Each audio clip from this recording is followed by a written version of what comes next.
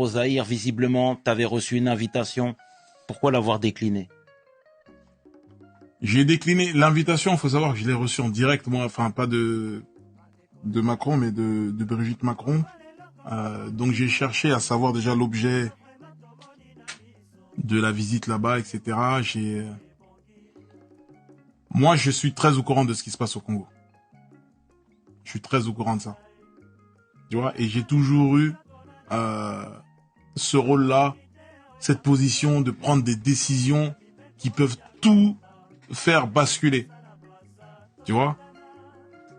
Donc j'ai dû décliner. J'ai dû décliner l'invitation parce que ça me semblait trop compliqué. Et c'était justifié aussi quand on regarde les Congolais, quand on regarde leurs revendications. Et ils sont pas en train d'inventer une histoire, tu vois. Donc, moi, en tant que Congolais, arriver comme ça, avec le chef d'État français, c'était pas la meilleure idée.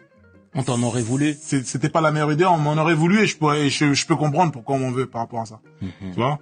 Donc, j'ai eu une réflexion de 24 heures, j'ai réfléchi un petit peu.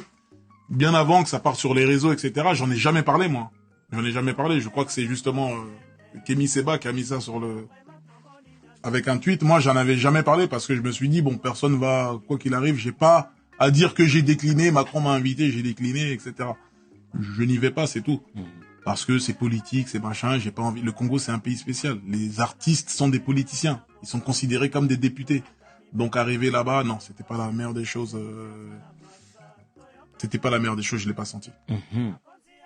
Encore une fois, tu marches au feeling, donc c'est très bien. Mais toi, c'est quoi ton avis, tu sais, par rapport au conflit même qu'il y a là, au sein même du pays, tu vois, à l'est du pays plus précisément. M23, tout ça. Absolument. C'est quoi toi ton regard par rapport à tout ça? Mon regard, c'est le regard du peuple aujourd'hui. Ouais.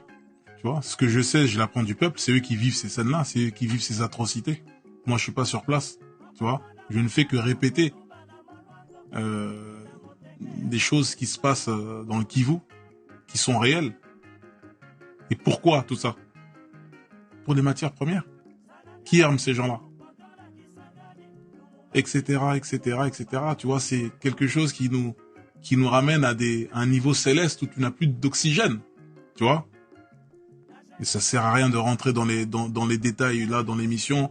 Sinon, on va aller vraiment très très loin. On va parler de certains chefs d'État, etc. Mais la colère est justifiée. La colère est justifiée. Il y a un génocide, un massacre au Congo depuis trop longtemps. Le Congo a toujours été dans un carrefour, c'est-à-dire dans des, comment on appelle ça?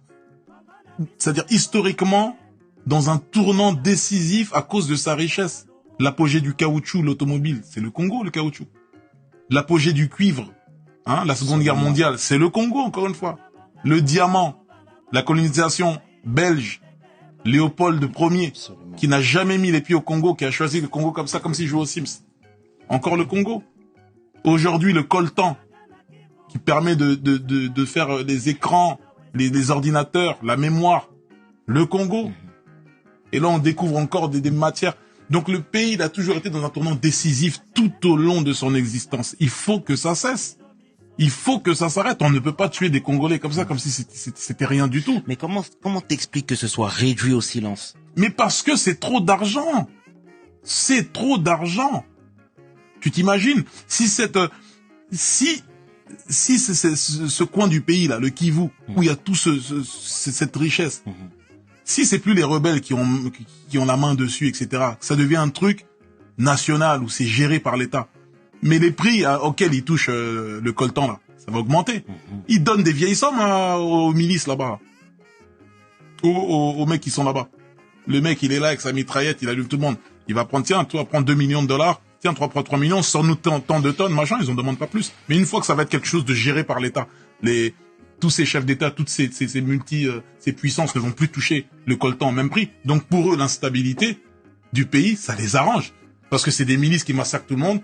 Eux, on les arme. Vas-y les gars, on arrive, vous nous sortez 25 tonnes de machin là. Là, vous sortez 10 tonnes, tenez. Et ça paye les mecs au lance-pierre. Un lourd là-bas, ils sont contents. C'est terrible ce qui se passe. Et ça ne va pas s'arrêter.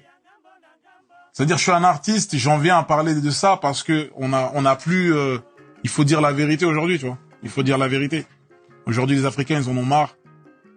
Ils sont fatigués. T'as bien vu au Congo, ils ont carrément tagué l'ambassade, le consulat de France, etc. Les gens en ont marre. C'est difficile en Afrique. Et là, en France, on commence à se retrouver, pour certaines familles, dans des situations comparables à celles des Africains. Tu vois?